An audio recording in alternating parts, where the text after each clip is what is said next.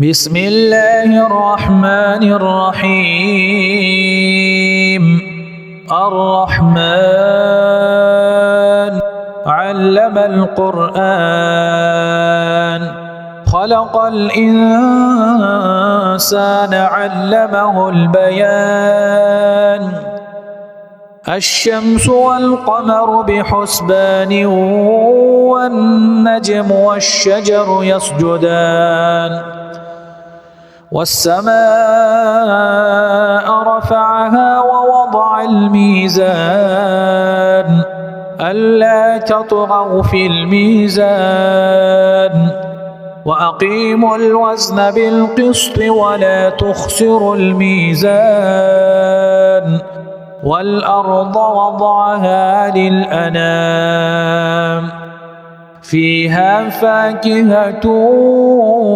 والنخل ذات الأكمام والحب ذو العصف والريحان فبأي آلاء ربكما تكذبان خلق الإنسان من صلصال كالفخار وخلق الجان من مارج من نار فبأي آلاء ربكما تكذبان رب المشرقين ورب المغربين فبأي آلاء ربكما تكذبان مرج البحرين يلتقيان بينهما برزخ لا يبغيان فبأي آلاء ربكما تكذبان يخرج منهما اللؤلؤ والمرجان فبأي آلاء ربكما تكذبان وله الجوار المنشآت في البحر كالأعلام فبأي آلاء ربكما تكذبان كل من عليها فان ويبقى وجه ربك ذو الجلال والإكرام فبأي آلاء ربكما تكذبان يسأله من في السماوات والأرض كل يوم هو في شأن فبأي آلاء ربكما تكذبان سنفرغ لكم أيها الثقلان فبأي آلاء ربكما تكذبان يا معشر الجن والإنس إن استطعتم أن تنفذوا من أقطار السماوات والأرض فانفذوا لا تنفذون إلا بسلطان فبأي آلاء ربكما تكذبان يرسل عليكما شواظ من نار ونحاس فلا تنتصران فبأي آلاء ربكما تكذبان فإذا انشقت السماء فكانت وردة كالدهان فبأي آلاء ربكما تكذبان فيومئذ لا يسأل عن ذنبه إنس ولا جان فبأي آلاء ربكما تكذبان يعرف المجرمون بسيماهم فيؤخذ بالنواصي والأقدام فبأي آلاء ربكما تكذبان هذه جهنم التي يكذب بها المجرمون يطوفون بينها وبين حميم آن فبأي آلاء ربكما تكذبان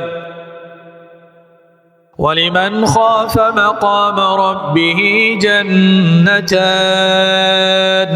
فبأي آلاء ربكما تكذبان ذواتا أفنان فبأي آلاء ربكما تكذبان فيهما عينان تجريان فبأي آلاء ربكما تكذبان فيهما من كل فاكهة زوجان فبأي آلاء ربكما تكذبان متكئين على فرش بطائنها من استبرق وجنى الجنتين دان فبأي آلاء ربكما تكذبان فيهن قاصرات الطرف لم يطمثهن إنس قبلهم ولا جان فبأي آلاء ربكما تكذبان كأنهن الياقوت والمرجان فبأي آلاء ربكما تكذبان هل جزاء الإحسان إلا الإحسان فبأي آلاء ربكما تكذبان